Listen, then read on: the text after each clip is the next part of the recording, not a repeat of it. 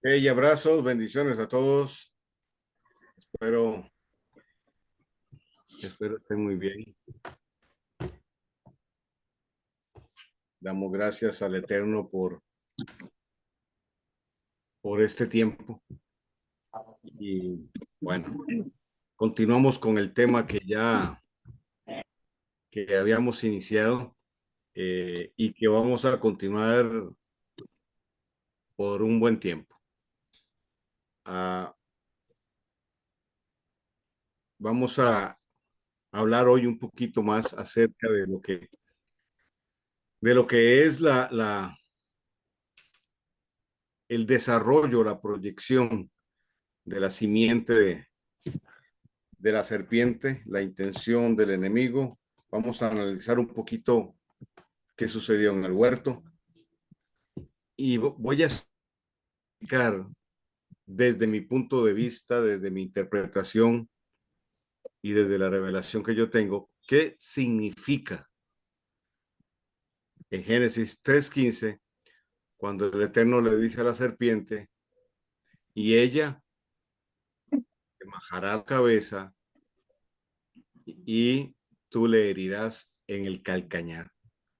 Vamos a analizar un poquito eso y yo le voy a dar mi perspectiva. Al final usted, pues, estudia, analiza y saca sus conclusiones.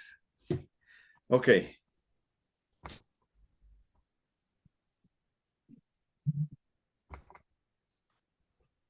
Ah, no, perdón. Un momento, un momento. Ahí. Puse la equivocada. Déjeme ver un momento. Mm,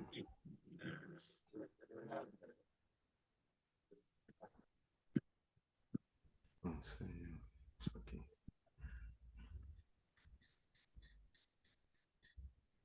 Deme un momento, por favor, porque se me perdió. Allá. Ahora.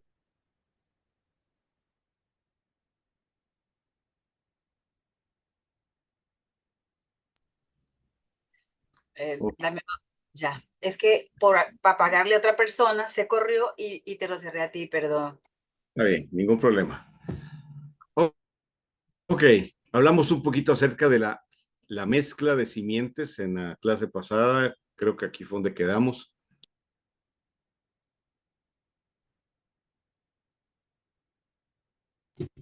Aquí fue donde quedamos y creo importante resaltar que hay dos cosas que estamos tocando. Una tiene que ver con la instrucción y la otra tiene que ver con el ADN. Repaso rápidamente, leo lo que está en esta pantalla y entramos en nuevo, en las otras presentaciones. Dice, una instrucción maliciosa bajo distorsión de la Torah se convierte en error. Este marca e inyecta el veneno de la simiente maligna, afectando el ADN. La desobediencia expuso a Adán, perdieron la cobertura de Elohim, transgredieron la Torah y quedaron vulnerables. La instrucción de la serpiente por causa de la transgresión contaminó su genética y comprometió su descendencia. Caín sigue la instrucción de la serpiente y Abel muere. La seducción para Java fue codiciar el conocimiento que le haría como Dios para no morir y tener la sabiduría divina. Yo creo que hoy sigue siendo esto una gran seducción del enemigo. A la instrucción del enemigo los engendró y dio a luz una nueva naturaleza, la naturaleza caída. Ella comprometió su vientre, nacen dos hijos, cada uno respondiendo a cada una de las simientes. El conocimiento se adquiere por instrucción, no por una fruta. Java codició el conocimiento y su descendencia se convirtió y su desobediencia se convirtió en la rebelión de Caín, una marca genética. Ok, vamos a ahondar un poquito más en esto, porque creo que es muy importante. Entonces, el trabajo del enemigo. Y tenemos que entender algo. A ver, aquí es donde decimos aquí mi tierra, donde la chancha torció el rabo, donde la cerda torció el rabo. Los tres capítulos, primero del Génesis, ¿verdad? Porque ya el cuarto es el desarrollo de los tres primeros capítulos del Génesis. Tenemos que entender que lo que Moisés utiliza, y yo con toda claridad lo digo y con toda certeza, bajo dirección del Eterno. Cuando Moisés escribe el libro del Génesis, él usa metáforas, símbolos, y tenemos que leerlo desde esa perspectiva. ¿Por qué? Porque obviamente no fue una serpiente, el animal que nosotros conocemos, ¿verdad? Eh, el que le habló a Eva, no fue un animal, ¿verdad? No estamos hablando de un árbol, no estamos hablando de un fruto y menos de una manzana. O sea, hay todo un simbolismo y lo que yo he tratado en estas clases anteriores es darle mi interpretación desde el punto de vista de la Torah. Es decir, tomando lo que la escritura establece, ¿verdad? El árbol tiene que ver con instrucción. El árbol de la vida representa a Yeshua, representa la Torah, representa entonces la instrucción. Por eso Yeshua dice, yo soy el camino, yo soy la verdad, yo soy la vida. Y ahí es claro. Obviamente, en el relato, el Eterno se extiende, ¿verdad? Hablando de la serpiente, ¿verdad? Y las acciones también nos juegan una mala pasada, porque se traduce que la serpiente era más astuta que todos los animales. En el original no dice animales. Dice que es más astuta que todos los seres creados, la versión original. Entonces, si leemos que era más astuta que todos los animales, obviamente, inmediatamente en nuestra mente asociamos que la serpiente era un animal.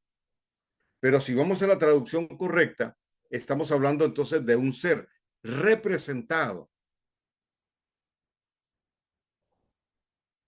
bajo el símbolo de una serpiente, por las características propiamente de la serpiente. Ok, entonces la seducción de Jailel o de Azazel o de Mefistófeles, como usted quiera llamarlo, o si quiere, pues le dice por el adjetivo, ¿verdad? Satanás. Este, su trabajo, como ya vimos, someter a Adán y Eva a una instrucción maliciosa de la Torah.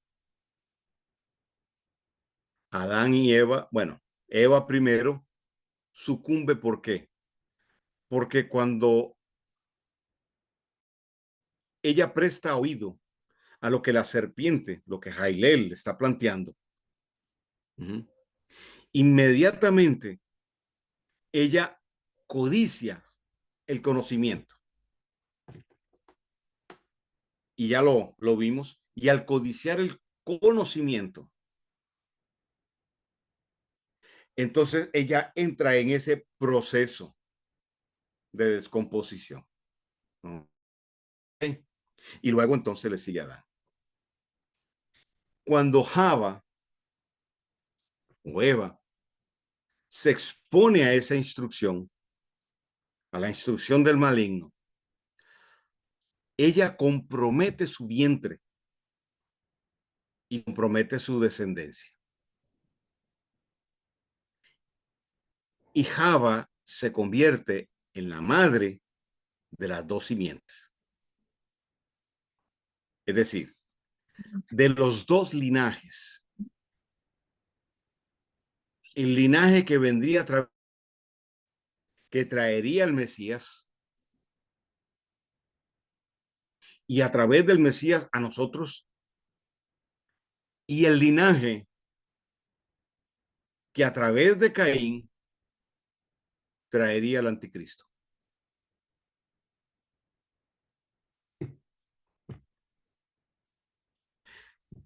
Java, entonces, se convierte en la madre de dos simientes. Y como ya lo vimos, ¿verdad? Y algunos me han preguntado más sobre el tema. Como ya lo vimos, existen dos teorías en relación a el tema de Caín, ¿verdad? La pregunta que surge es por qué Caín no es parte o no aparece en el linaje de Abraham, en la genealogía de Abraham. Aparece Set, no Caín, siendo Caín el mayor, ¿verdad? Bueno, entonces aquí hay dos teorías. Una es que no aparece ahí porque Jailel tuvo relaciones sexuales con Java. ¿Okay?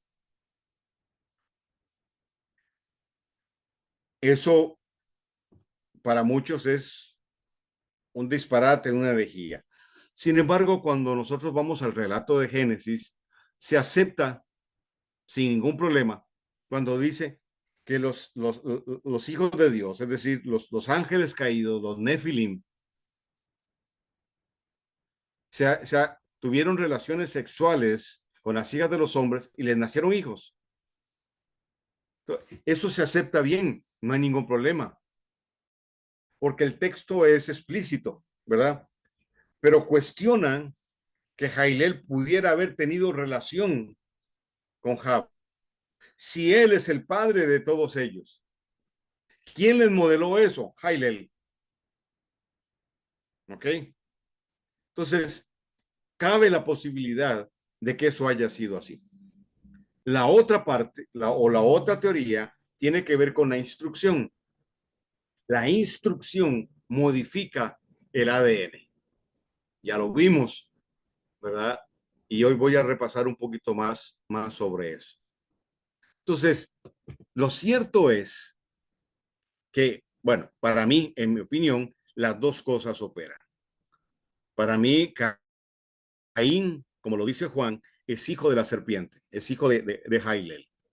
Y dos, recibió su instrucción para reafirmar no solo su ADN, sino establecer un gobierno en la mente de Caín que a la postre generó la ideología que la vemos desembocar en un tiempo tan y tan crucial como fue el tiempo de Nimrod y la Torre de Babel.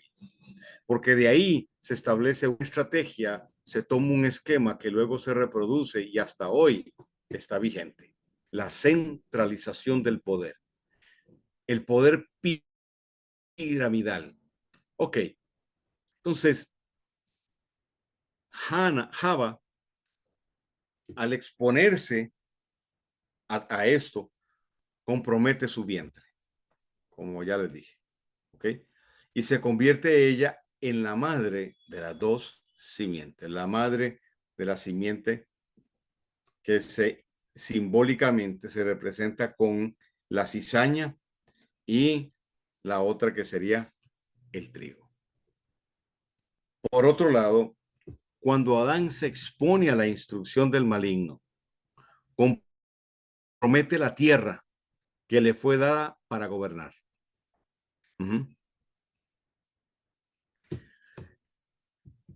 Esto es importantísimo.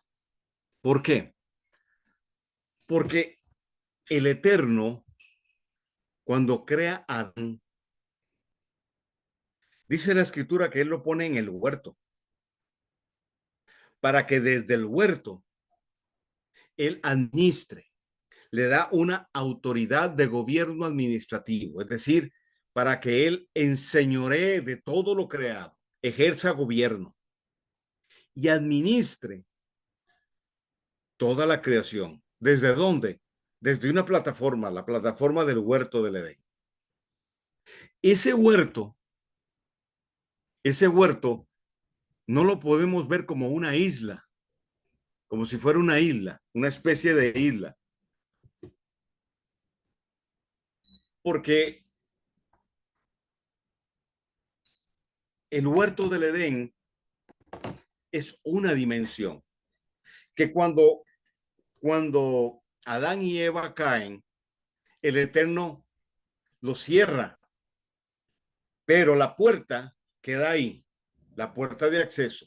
Entonces él pone un ángel y una espada que hasta hoy se está blandiendo para que no se pueda accesar a ese lugar. ¿Ok? Entonces, lo otro que dice es, no sea, el Eterno dice, no sea que el hombre, o sea, Adán, estire su mano, ¿verdad? Es simbólico, ¿verdad? O sea, trascienda y pueda accesar al árbol de la vida y coma y viva para siempre. Es decir, reciba la instrucción del árbol y entonces viva para siempre. Ok.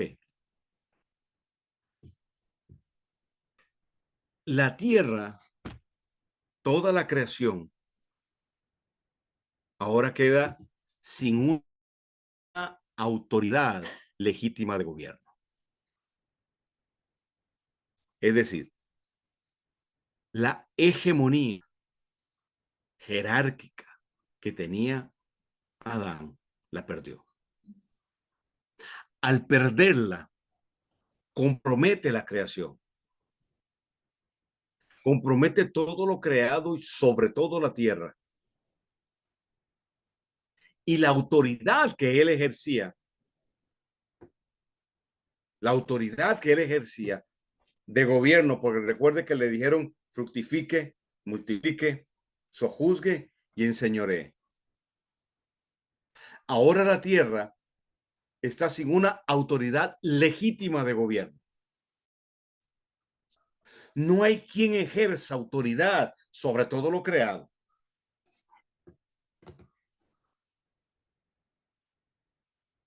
El plan de redención empieza a operar.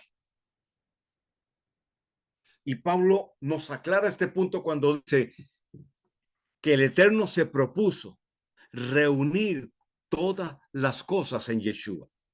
Es decir, a través de Yeshua, a quien le llaman el postrer Adán, él iba a redimir todo lo creado. Entonces, en lo que conocemos como el primer pacto o el Antiguo Testamento, para ubicarnos, toda la historia que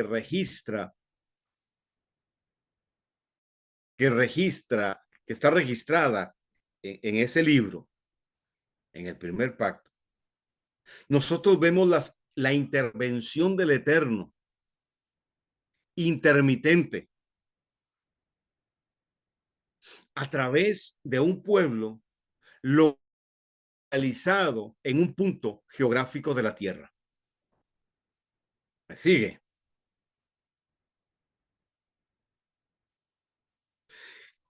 Dios se le revela a Set, a su descendencia, se le revela a Noé, viene el diluvio, se le revela a Shem,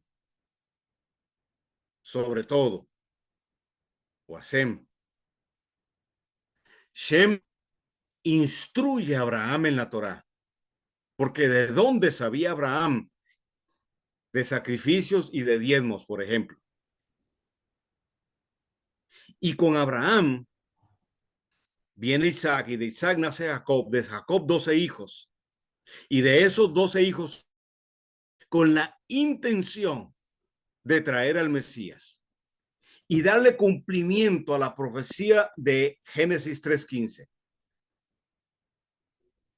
La simiente de la mujer apuntaba a Yeshua, y con Yeshua la redención de todas las cosas.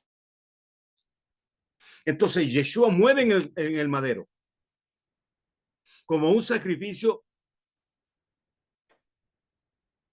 sustitucionario. Muere en el madero para redimir a la casa de Efraín y aquellos gentiles que serían desgajados del olivo silvestre e injertados, según Romanos 11, en el olivo.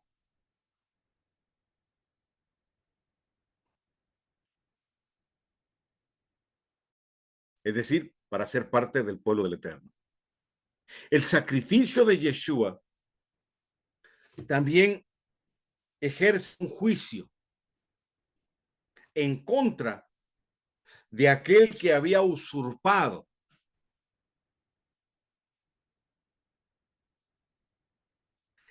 la función de gobierno sobre la tierra. Yeshua dice de Jailel, el príncipe de este siglo, de este mundo, de este sistema, reconoce que él es un príncipe, porque nunca fue rey. Desde un principio, desde que fue creado como el querubín protector, él recibió el título de príncipe. Y Ezequiel dice que él se movía y gobernaba desde el Edén, es decir, desde la tierra, todo el globo terráqueo y alrededores, él tenía autoridad, le fue dada, le fue entregada. Sin embargo, en el proceso de su caída, el Eterno levanta a Adán y lo pone a gobernar todo. ¿Me va siguiendo? Y al no haber una autoridad representativa en la tierra, porque quien la tuvo la perdió, Adán.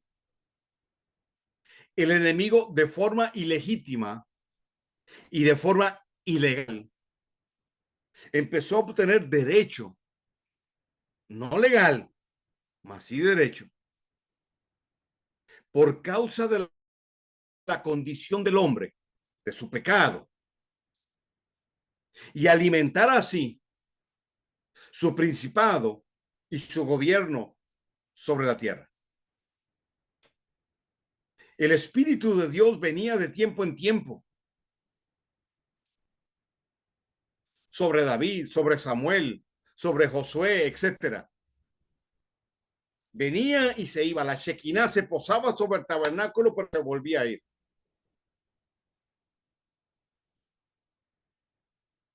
Jailel operó en la tierra de forma ilegal e ilegítima. Y en el proceso del juicio sobre él, porque estamos en un escenario jurídico, Yeshua muere en el madero y lo derrota. Es decir, dice la escritura, lo exhibió públicamente. Hizo una vergüenza de él. Síganme, por favor.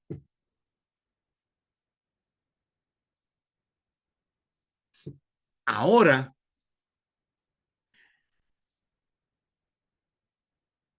el que es príncipe es removido por el que es rey.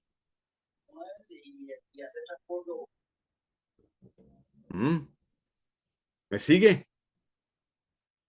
¿Por qué cree usted que Jailel vino a tentar a Yeshua en el desierto y le dijo, y le mostró todos los reinos de la tierra y le dijo, todo esto te voy a dar si postrado me adoras? En otras palabras, vos venís a morir por esto, venís a redimir esto, pero yo soy el que estoy ejerciendo gobierno aquí. Mira todos los reinos que yo tengo. Mira las puertas dimensionales. Mira las puertas desde donde yo he ejercido gobierno a través de toda la historia. Mira lo que he creado. Mira cómo mi simiente se ha esparcido. Y he tenido gente de gobierno, gente de influencia, conquistadores, dictadores, reyes, que han propagado mi mentalidad, que han creado fortalezas mentales en las diferentes culturas, a través de la generación. Cómo yo he establecido altares en diferentes lugares y una clase sacerdotal para que a través de esos sacrificios yo tenga poder, para que a través de esos sacrificios todas las huestes que están bajo mi autoridad puedan moverse y ejercer influencia. Yo te puedo entregar todo esto si postrado tú me adoras. ¿Me sigue? No está hablando de reinos de hombre, está hablando de lo que él construyó, sillas de poder. Un reino se basa en una silla de poder y en una autoridad de gobierno sentada en esa silla. Lo que está diciendo es: yo gobierno sobre la tierra. Seguí el diseño que el Eterno estableció, dividiendo la tierra en 70 palmos. Y yo tengo un trono en cada uno de esos 70 palmos. Bueno, porque lo que usted mira hoy, la división de países, eso lo hizo el hombre. Pero originalmente, Deuteronomio 32:18, el Eterno dividió la tierra en 70 palmos. Y le dijo a Moisés, y se la entregó, perdón, la dividió y se la entregó. Dice a los hijos de él. Estos fueron los que se rebelaron. Entonces Jailel estableció un principado en cada uno de esos 70 palmos de terreno. A eso es lo que le llama reinos. Entonces el Eterno le dice a Abraham, le dice a Moisés, para la fiesta de Sucot, que dura 7 días, le dijo: sacrifica, haz un sacrificio cada día, 10 bueyes cada día, por las 70 naciones conocidas. Cuando se da lo de la Torre de Babel y son esparcidos, ellos se alojan en esos 70 palmos de terreno. ¿Por qué? Porque el diseño ya era conocido. Entonces, Jailel le dice a Yeshua: te ofrezco, te doy todo esto, te lo entrego, sin tener que morir en el madero, si postrado me adoras.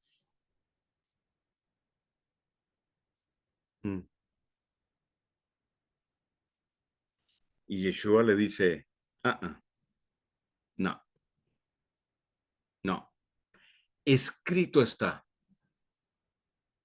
Y la palabra correcta sería grabado está. Recuerden las 3 palabras: logo, la palabra escrita; rema, la palabra revelada en griego; y grafo, la palabra que se graba. Grabar en hebreo es como esculpir, lo que hace el escultor, ¿verdad? Esculpir en la piedra hasta dar forma a algo. Yeshua lo que le está diciendo es: yo vivo por la Torá. La Torá está grabada y en mí y es parte de mi cultura. Es la esencia de lo que soy. Al Eterno solo adorarás. Y ahí se acabó la. Luego Yeshua muere en el madero y todo eso que le ofreció Jailel, él se lo arrebata, porque no era el dueño legítimo. Ahora llegó el dueño legítimo, Yeshua, porque todo fue creado para él, por medio de él y para él, dice el apóstol Pablo en Efesios.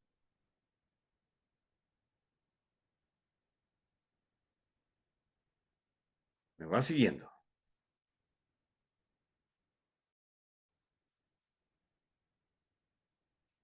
Adán compromete lo creado, pero Yeshua lo rescata.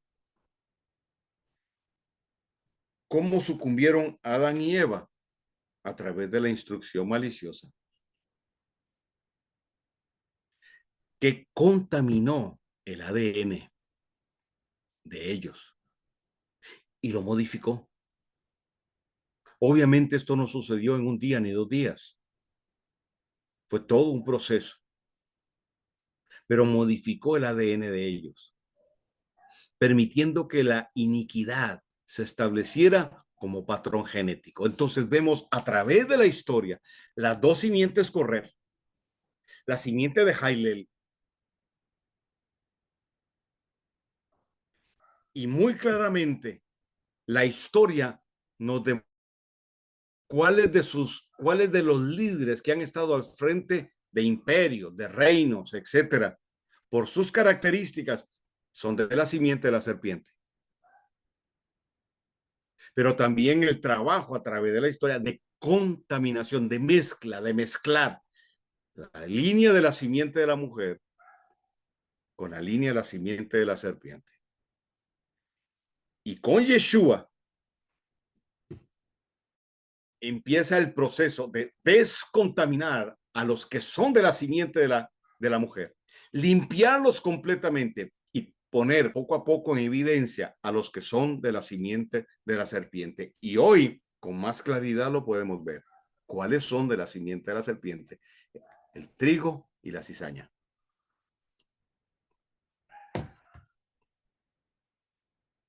La iniquidad entonces se establece como un patrón.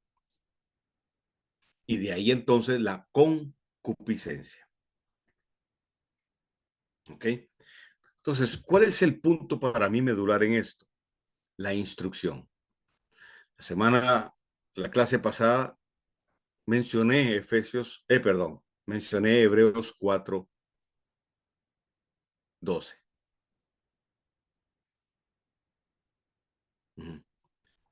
Cuando dice que la palabra, ojo bien a esto, la palabra es viva y es eficaz. Es como una espada de dos filos que penetra hasta los tuétanos.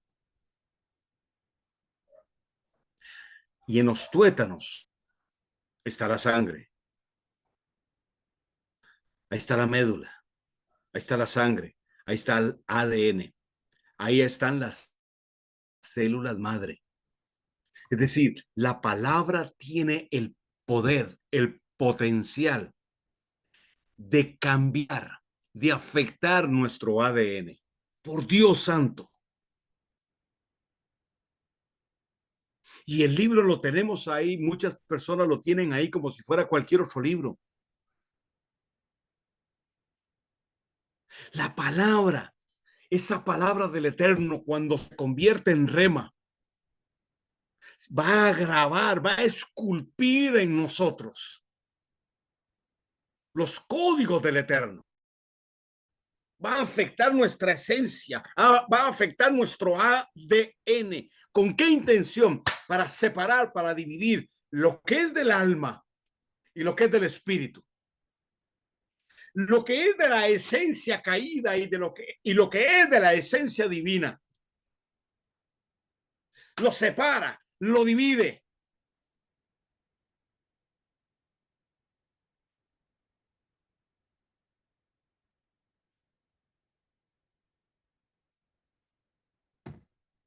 Entonces el tema no es leer la escritura, es estudiarla y buscar la revelación de ella que penetre los huesos, que llegue a que afecte nuestras células madre, las vaya regenerando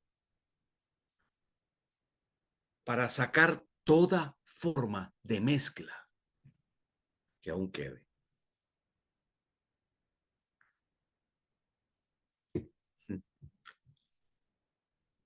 En el 2022, creo, 21, un científico ruso, Oleg Bakulovsky, descubrió que el ADN puede ser modificado por frecuencias y palabras.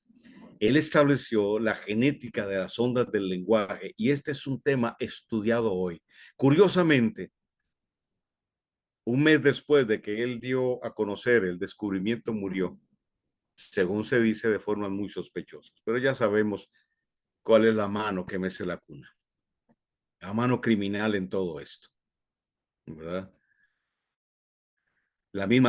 Son los mismos que mataron al doctor Frank Suárez, el puertorriqueño, que descubrió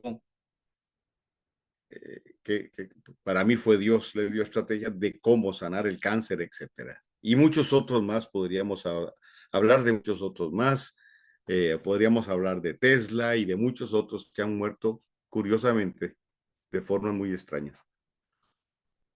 Bien, este hombre descubrió entonces que el ADN puede ser modificado por frecuencias vibracionales, que el cuerpo se puede sanar.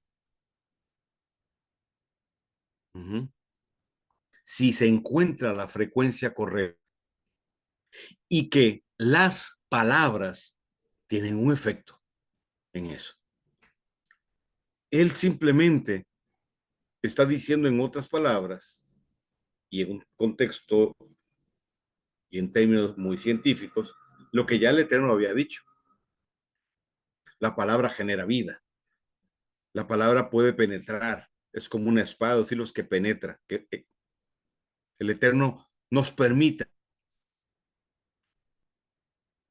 encontrar esa dimensión. Entonces, qué interesante, porque imagínense que cuando Moisés sube al monte, el Eterno no le dicta la Torá, se la cantila. La dimensión de lo eterno está abierta sobre el monte Sinaí. Abraham sube, perdón, Moisés sube y entra en esa dimensión. Y en esa dimensión,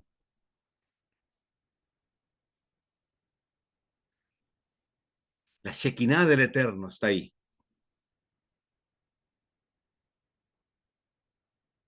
Los querubines empiezan a girar. Por eso en Ezequiel se ven como si tuvieran tres pares de ojos. Y no. Empiezan a girar fuerzas centrífugas y fuerzas centrífugas sobre sí mismos. Empiezan a girar.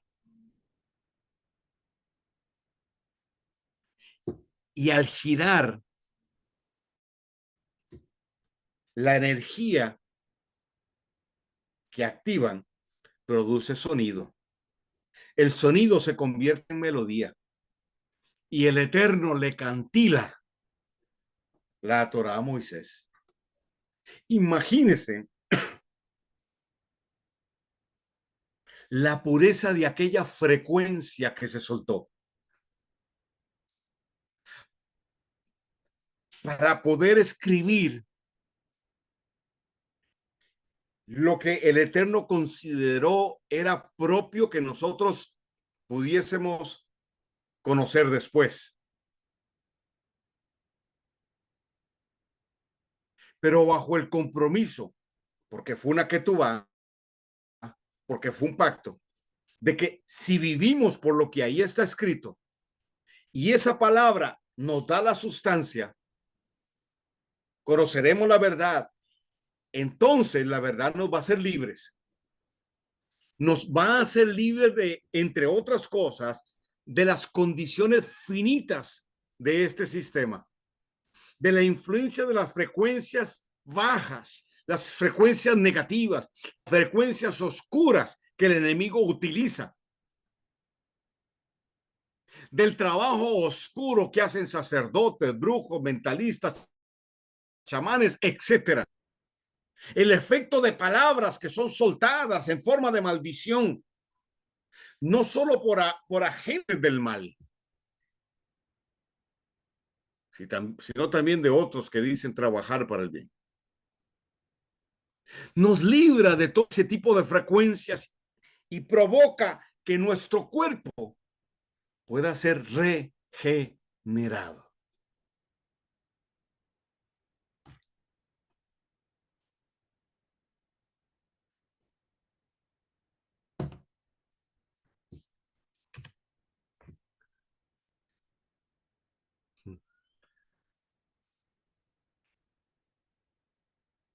¿Ok? Bien.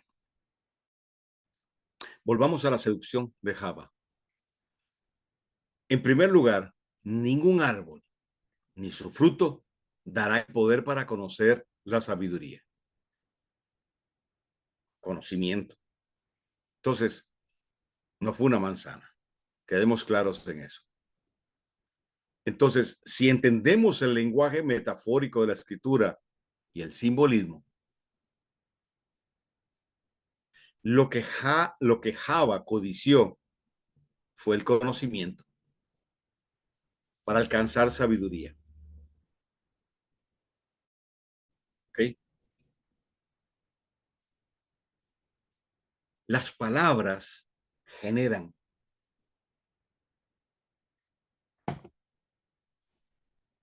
Las palabras, al ser habladas, generan una frecuencia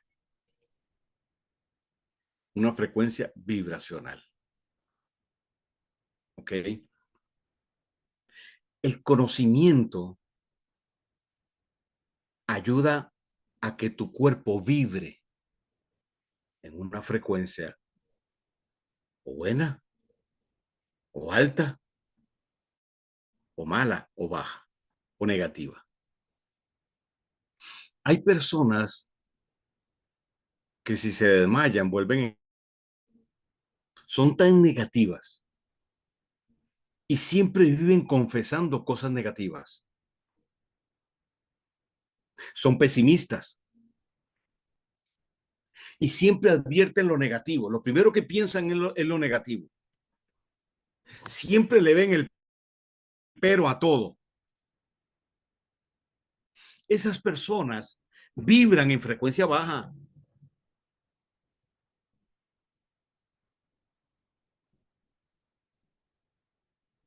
Vibran en frecuencia baja. Entonces, cuando usted está con una persona así, cuando usted está con una persona que tiene amargura, si cuando usted está con una persona que tiene rencor y le habla y le dice, usted se contamina.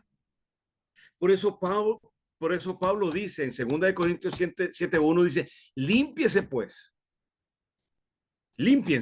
de toda contaminación de carne y de espíritu. Es decir, de una persona humana y de la influencia que puede generar o de la influencia que espiritualmente también se puede generar por entidades espirituales. Hay contaminación.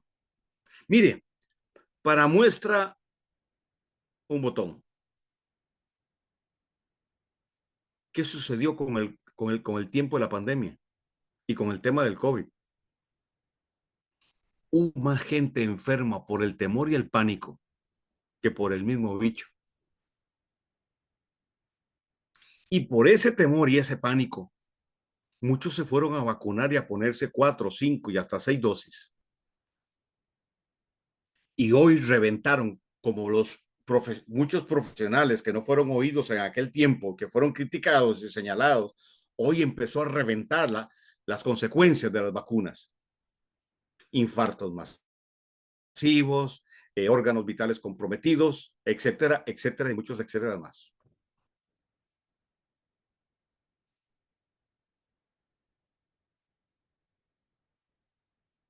Para mí el gran COVID fue el temor.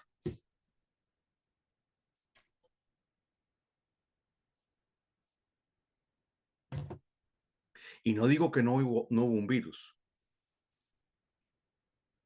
pero el COVID fue una gripe fuerte. ¿Cómo murió la gente? La gente moría cuando le entubaron. A mí me dio COVID.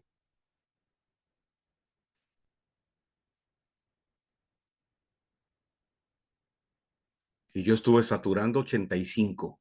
Era un hilito de aire lo que me pasaba. Y la doctora me dijo, tengo que llevarlo al hospital. Y yo le dije, si usted me lleva al hospital, me entuban. Y si me entuban, me muero. Y usted lo sabe. Yo le dije, yo me quedo en casa y asumo la responsabilidad.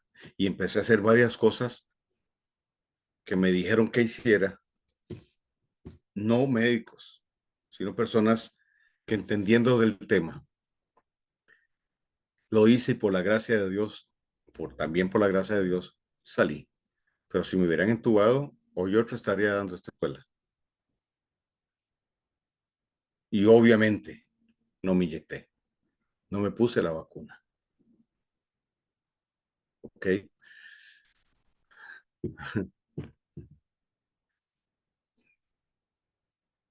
Y entonces hoy activan las antenas 5G y todo el grafeno que muchos tienen metidos en el cuerpo está pasando factura. Bien, perdón si me metí en algo que le incomoda o le asusta, pero no se asuste. El Eterno nos guarda a nosotros. Y muchos hijos de él tuvieron que, por su trabajo y otras condiciones, vacunarse. Pero esa es la intención. Entonces, ¿qué fue lo que generó? Un temor colectivo, una frecuencia baja, bajísima, bajísima.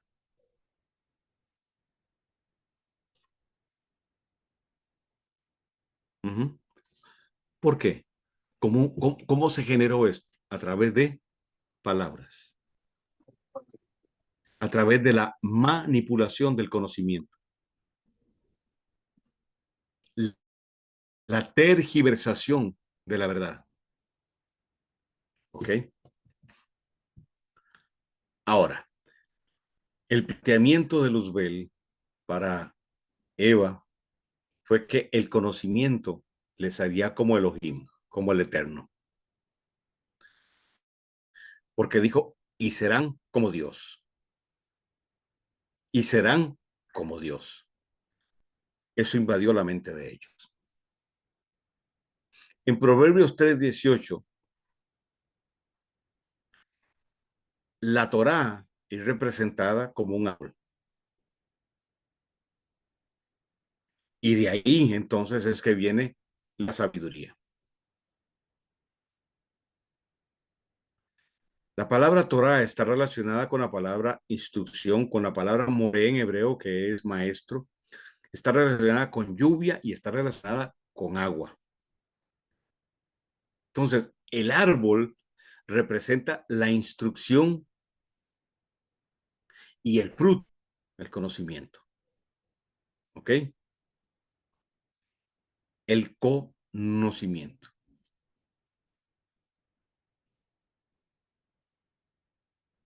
Java y luego Adán, se expusieron a la instrucción de Hasatán. Aquí se plantea una metáfora y un mensaje en código. El ángel caído y su instrucción maliciosa con la astucia de una serpiente lo llevó al error. Claro, esto no sucedió en una clase. Como dije, pasó varios tiempos para que esto sucediera. Entonces, por un lado, la instrucción afecta el universo interior de ellos dos. Todo lo interno en ellos es afectado y ellos empiezan a vibrar en otra frecuencia. Transgreden el pacto del Eterno, es decir, le dan la espalda al Eterno, le dan la espalda a su palabra. Ya a Adán no le funciona la herramienta que el Eterno le dio para cultivar. Porque recuerden que el Eterno, dice la escritura, que el Eterno plantó un huerto y puso a Adán ahí y le dijo dos cosas: cultívalo y guárdalo. Guardar significa mantener algo en su diseño original. Y todo lo que Dios establece se expande. Entonces no era solo mantener ahí, sino expandir el diseño a toda la creación. Y cultivar. ¿Cómo iba a cultivar? Si el arado, como ya lo mencioné, pero lo voy a repetir, si el arado, la semilla, todo eso después, el arado, perdón, y el buey vino después. ¿Cómo lo hacía? Al igual que el Eterno creó, por el poder de la palabra. Es decir, Adán vibraba en una frecuencia que le permitía moverse en una dimensión y desde ese punto hablar la palabra y que todo fuese creado. Sígame. El Eterno le transfirió a él autoridad. Esa autoridad se ejercía a través de su voz. Entonces él decía, sea, y sucedía. Entonces, cultivar el huerto no fue un trabajo físico, sino fue a través de la ejecución de la palabra que como una semilla genera fruto.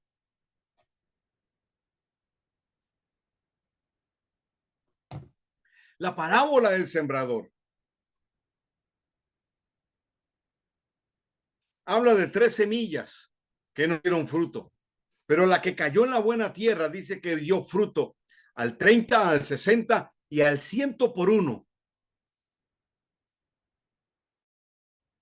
Eso tiene que ver con expansión.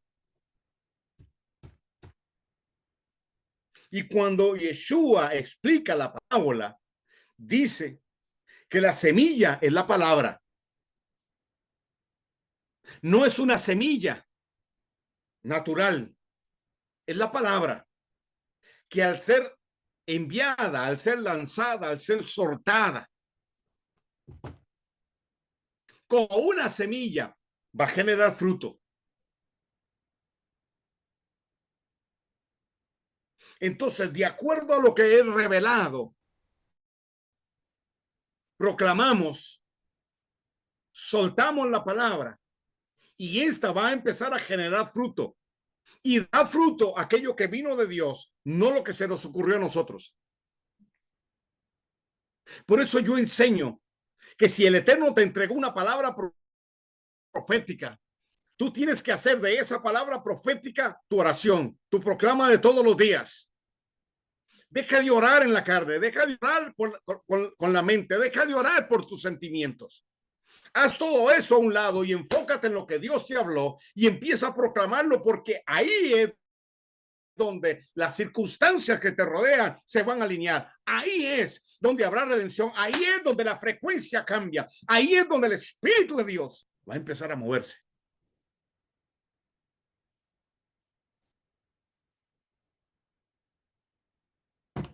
Samuel le dijo al Eterno, no he dejado caer a tierra ni una sola de tus palabras. Es decir, yo he trabajado la palabra con la palabra que has dado. Yo la he puesto a girar. Cuando la palabra sale de la boca del Eterno, gravita. Y lo que necesita es quien la baje. Entonces, cuando yo bajo esa palabra, yo la cojo y la pongo a girar. Yo la proclamo y la pongo a girar, a girar, a girar, a girar. Esa palabra va a girar hasta crear ese torbellino y entonces empezar a envolver las circunstancias y alinearlas a la voluntad del Eterno. Moisés estaba en el monte hablando con el Eterno. Y mientras el Eterno le hablaba, esa palabra corría. El Eterno le dijo, vas a ir y vas a sacar a mi pueblo de ahí. Decreto, palabra profética del Eterno. Esa palabra fue y rodeó Egipto. Y preparó el ambiente, preparó el escenario. Cuando Moisés llegó, ya la palabra había rodeado Egipto.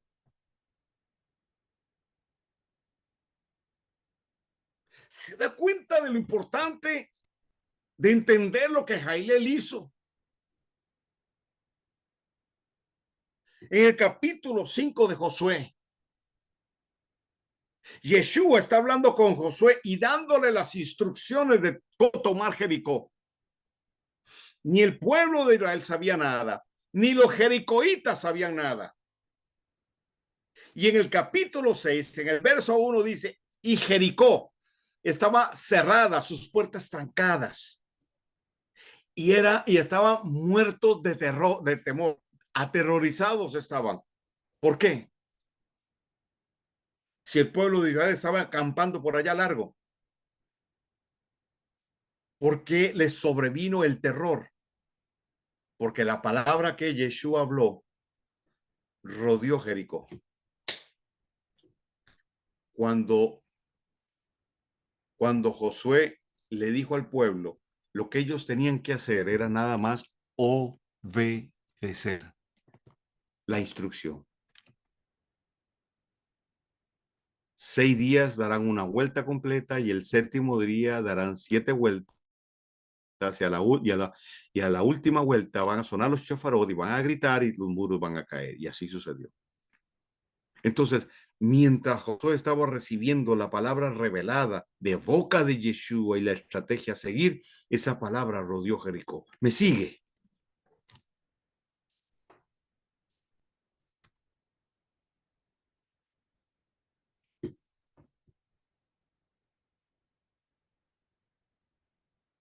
Por eso cuando a vos te dan una palabra profética, usted siente como que se ensancha por dentro. Esa palabra profética lo que hace es activar los códigos del Eterno en tu espíritu, en tu ser interior.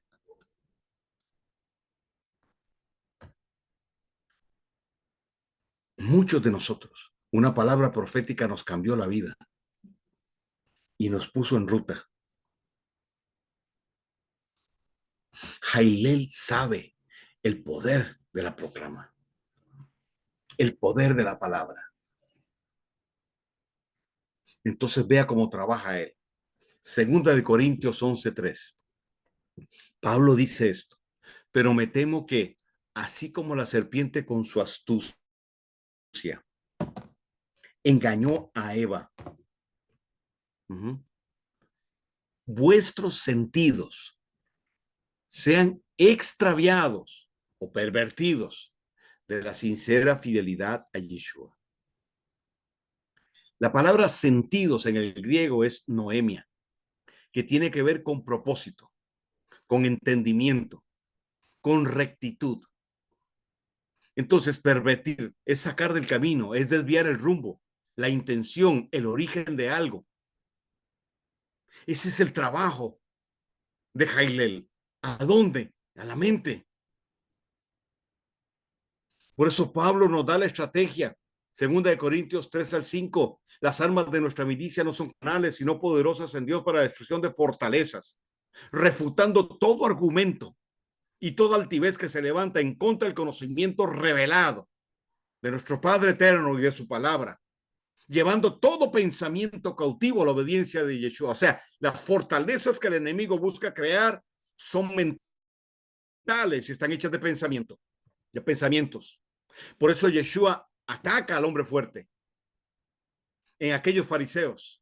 El hombre fuerte no es un demonio, es un pensamiento que predomina en la mente. Satanás sabe que si él logra infiltrar ese pensamiento, sembró una semilla, cultivó.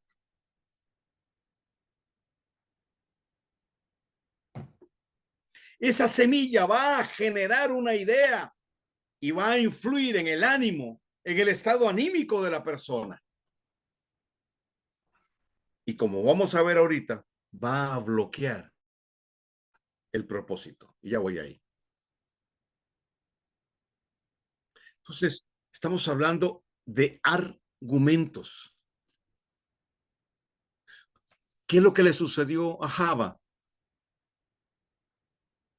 La instrucción del maligno pervirtió sus sentidos. La engañó ¿cómo? Pervirtiendo sus sentidos. La apartó de la Torá. La sacó del camino, la desvió, le desvió el rumbo, afectó su intención, comprometió el origen, su origen y su propósito. Se desvió su atención, giró.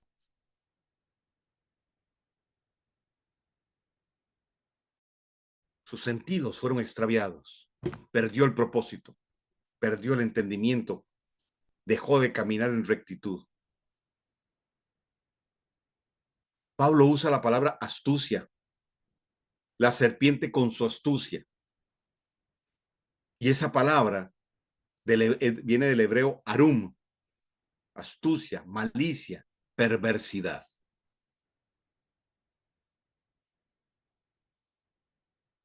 ¿Qué les dijo? Ustedes no morirán, van a ser eternos, van a ser abiertos sus ojos, es decir, van a tener conocimiento y serán como él, dioses, sin depender de él. Van a conocer el bien y el mal.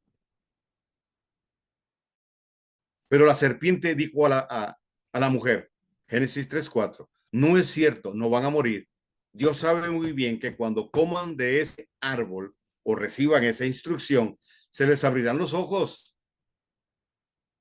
O sea, habrá una expansión del entendimiento y llegarán a ser como Dios, conocedores del bien y del mal.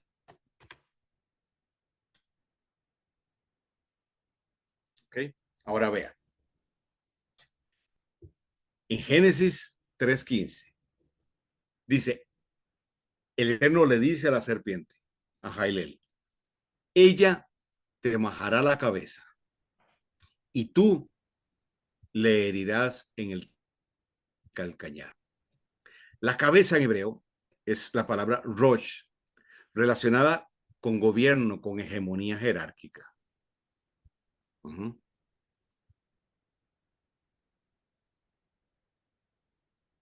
Cuando habla de la serpiente, de tu cabeza, está hablando del gobierno que ejerce Luzbel, de la hegemonía jerárquica que él ejerce. Pero la palabra calcañar tiene que ver con punto de apoyo, base, equilibrio para el caminar. Entonces, vamos a la metáfora y el símbolo.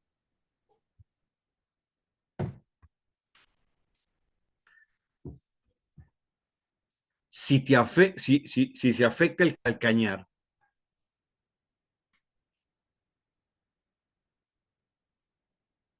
ya no tendrás equilibrio, no tendrás esa base, ese punto de apoyo para poder avanzar, para poder caminar. Entonces, metafóricamente, el calcañar tiene que ver con el fundamento para avanzar en un sentido profético. Es la instrucción de la Torá.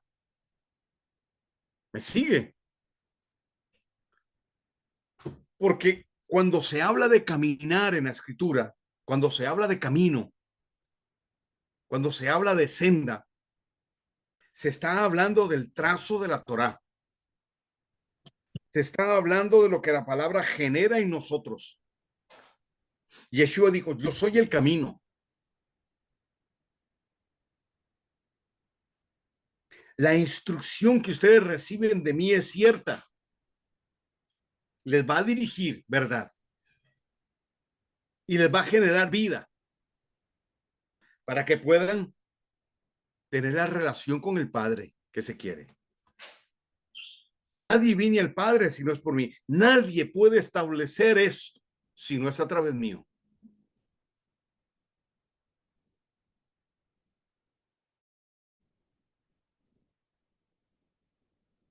Entonces, Yeshua dijo, escrito está o grabado está. Es decir, mi camino no será desviado. Eso le dijo a Luzbel en la tentación. Mi camino no será desviado de la fidelidad a mi Padre y el propósito con el que vine. O sea, Yeshua lo que le está diciendo es, yo tengo grabada la palabra. Yo soy la palabra viviente. Yo soy el verbo. Está grabado en mí. Está en mi esencia, está en mis tuétanos, está en todo mi ser.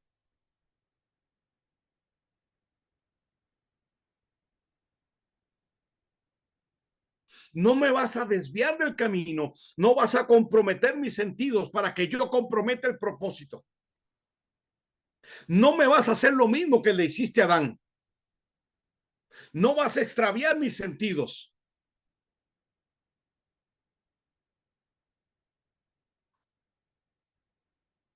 Yo voy a quebrar tu argumento, es decir, te voy a golpear en la cabeza. Voy a quebrantar tu argumento. Tus argumentos no tienen validez para mí. Porque la palabra está grabada.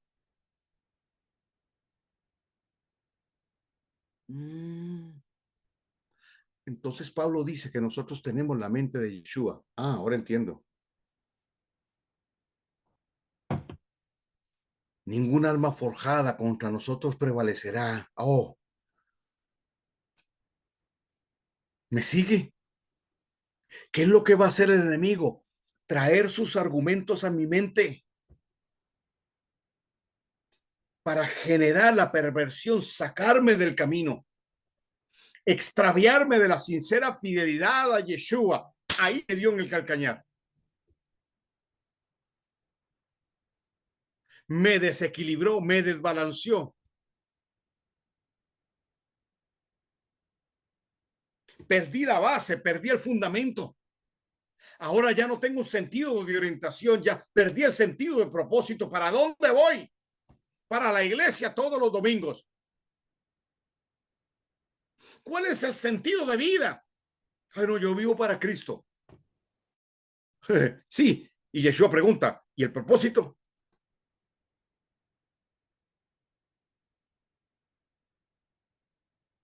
Entonces el enemigo genera toda una estrategia en el siglo III a través de Constantino y en el concilio de Nicea, entre otras cosas, se establece que el día del Señor es el domingo y no el sábado, violentando el cuarto mandamiento del decálogo, en los cuales muchos creen, dicen creer hoy. Ah, no, yo creo en los 10 mandamientos, claro, sí, pero no guardan el Shabbat, que es el cuarto. Y siguen guardando, diciendo que el domingo es el día del Eterno, el día del Domino Sol, del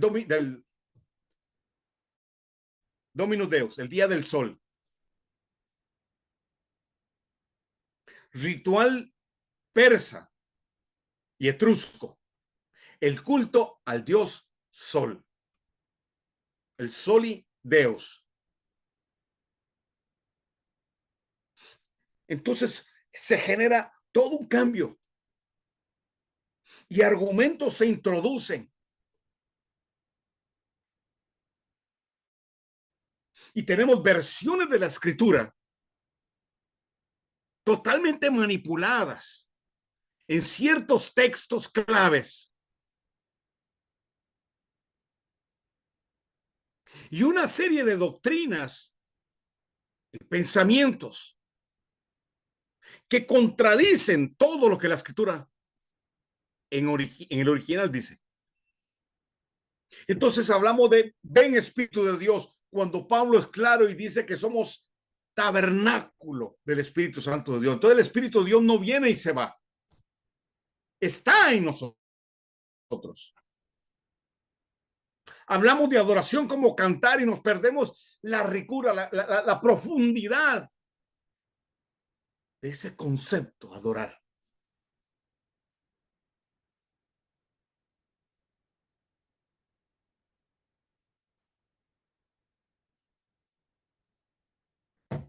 Entonces se estableció, se legisló que los niños no pueden bautizarse, sino hasta cierta edad que tengan uso de razón por amor de Dios.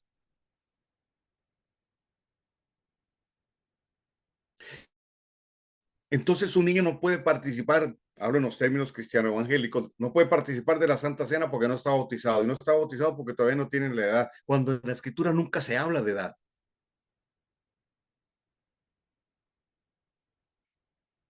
Usted habla con un niño y le explica qué significa el bautismo y lo va a entender así. Y no podemos negarle a nuestros hijos que participen de la mesa del Shabbat, no de la Santa Cena. Ese es un concepto católico, etrusco, Cartago, mitraísta. Es la celebración del Shabbat.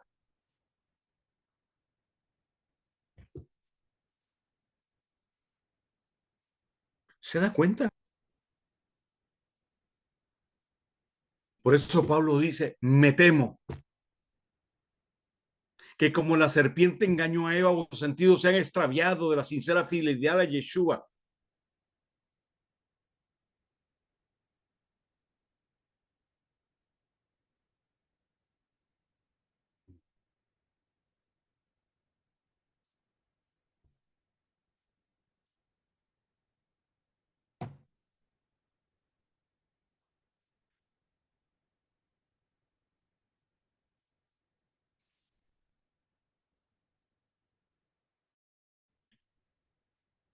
La religión es el producto de esto.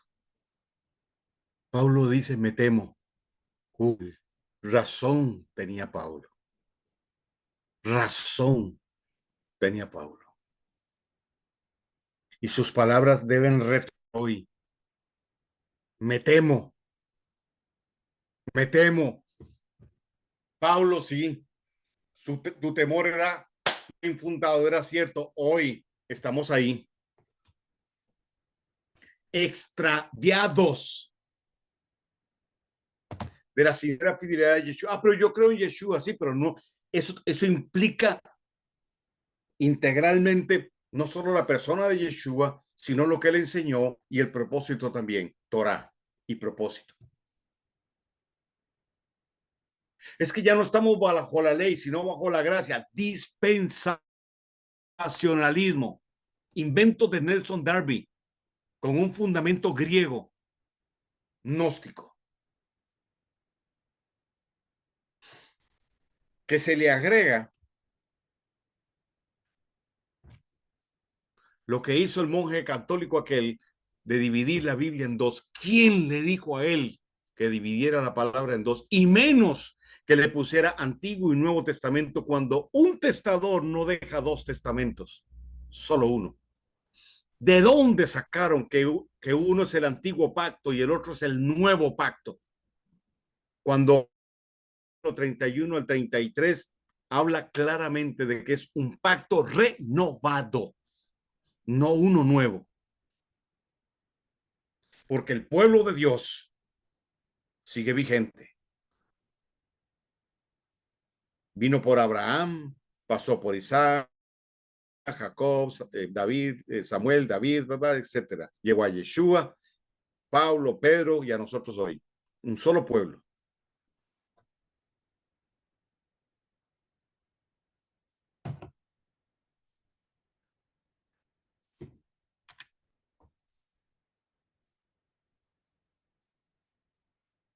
¿Ok? Wow, se me fue el tiempo.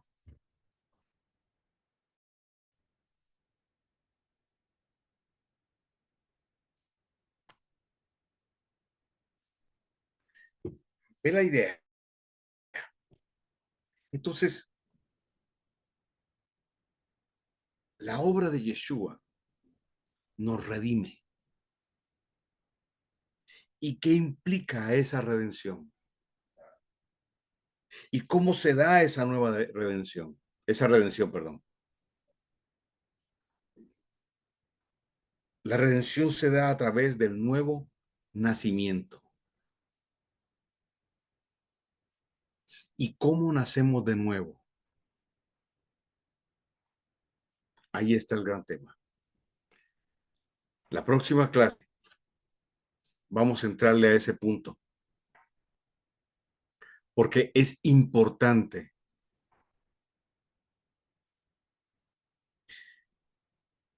entender cuáles son nuestros fundamentos. Porque Pablo dice que nosotros nacimos, o renacimos, perdón, de una simiente incorruptible. ¡Wow! Es decir, que no puede ser alterada genéticamente. Dios, eso dice de nosotros. Pero en la próxima clase lo vamos a ver. Espero haber sido claro y haberme dado a entender. No es un tema fácil porque luchamos contra los paradigmas que la religión nos plantó aquí.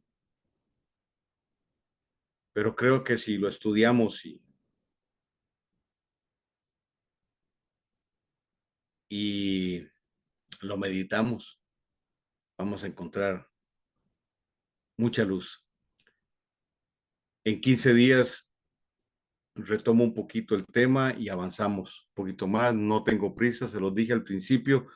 Esto esto no es esto no tiene un rigor académico. Yo no estoy por cumplir un currículum. Estoy por transmitir lo que el Eterno entiendo yo, quiere que se transmita. Entonces, nos vemos en 15 días. Como siempre les digo, si hay preguntas, me las escriben al WhatsApp. Y ahí con mucho gusto yo les respondo.